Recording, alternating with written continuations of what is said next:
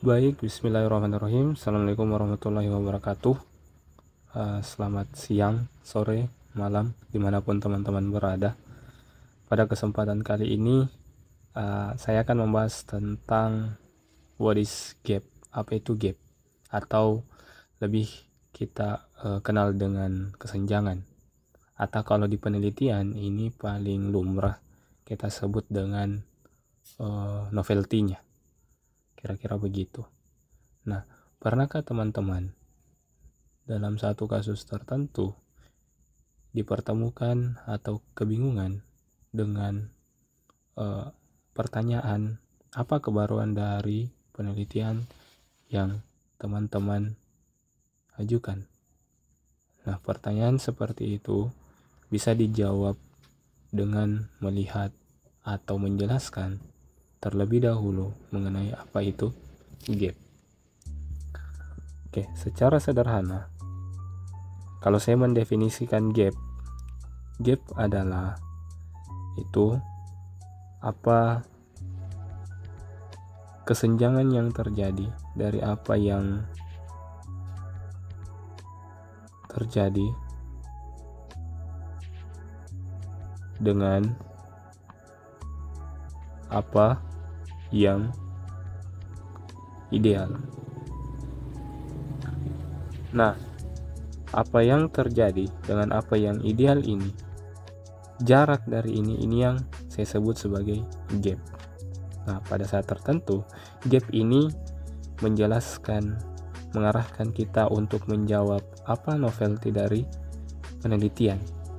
Nah, novelty itu kita berbicara tentang kebaruan dari satu penelitian. Jadi kalau teman-teman mendengar kata gap itu kesenjangan antara apa yang ideal dengan apa yang terjadi. Nah, jarak di antara itu yang kita sebut sebagai novelty. Itu yang kadang memunculkan novelty pada penelitian kita. Nah, sehingga setelah kita menentukan definisi apa itu gap, kita ingin melihat sebenarnya gap itu seperti apa jenis-jenisnya, dan bagaimana kita mengidentifikasi gap-gap itu pada penelitian. Sehingga pada gilirannya kita akan mudah untuk melihat penelitian kita kebaruannya ada di mana. Nah, yang pertama ada yang disebut dengan evidence gap. Oke. Jadi ini pengertiannya, bahwa di mana evidence gap itu satu riset gap, kesenjangan pada satu riset, yang dimana tidak ada bukti yang cukup untuk membuktikan masalah pada problem riset tersebut atau penelitian tersebut.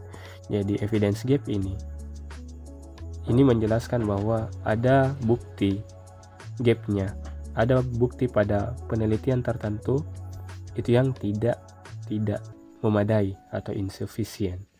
Jadi ketika kita melihat evidence gap atau melihat satu penelitian dan ternyata evidence gapnya, maka dia membutuhkan bukti untuk melengkapi dari penelitian itu.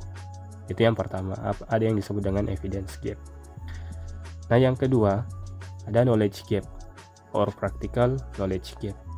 Jadi secara sederhana, gap ini atau kesenjangan ini kita melihat di mana satu penelitian itu ternyata kebaruannya ada di masalah pengetahuan yang mendasari riset itu. Misalnya kita baca knowledge gap. A knowledge gap is type of research gap where knowledge may not exist in the actual field.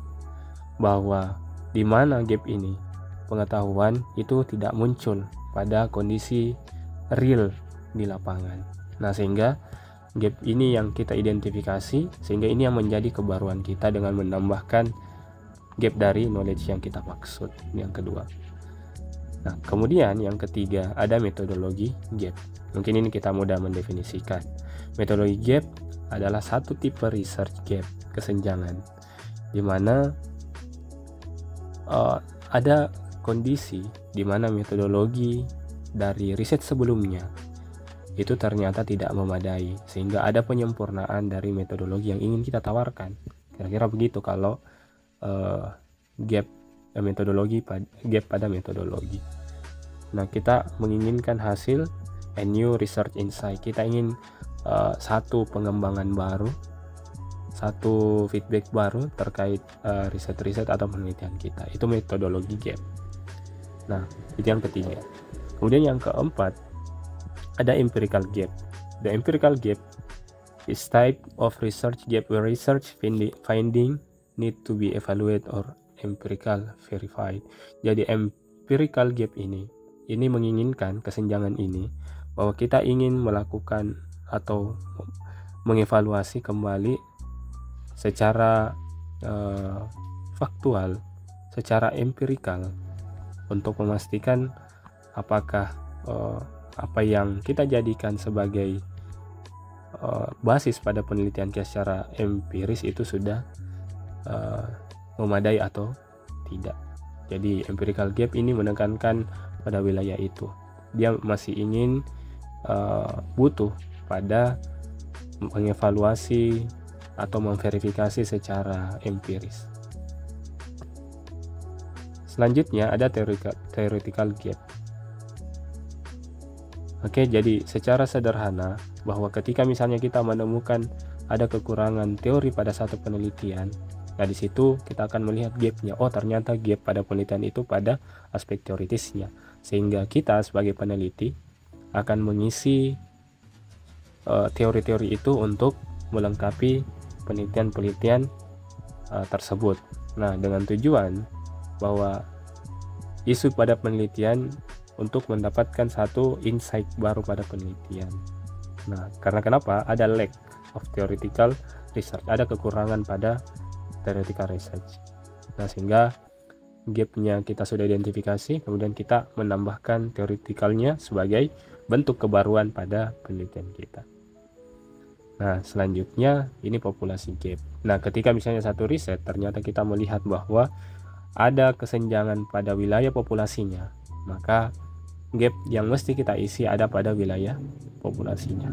Kita merasa bahwa populasinya agak kecil, tidak menjelaskan secara keseluruhan, kita bisa mengidentifikasi dengan pendekatan seperti itu, sehingga kita munculkan kebaruannya pada wilayah populasinya.